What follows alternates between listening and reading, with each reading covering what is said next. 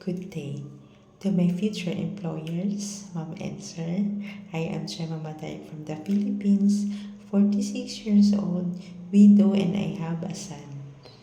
I am a college undergraduate taking a Bachelor of Science major in Banking and Finance.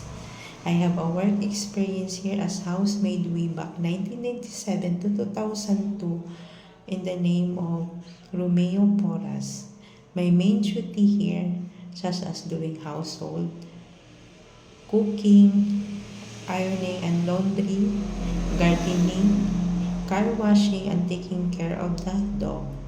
My second employer named Rosel Hinco. They are 5 members of the family. They have 3 kids ages 8, 5, and 3.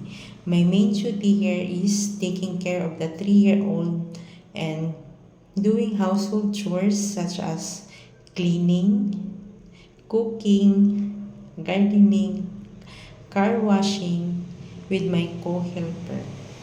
Ma'am and Sir, if you hire me, I will do my best to work hard in the family, and I will promise to take care and love your kids as my own. Thank you and God bless you.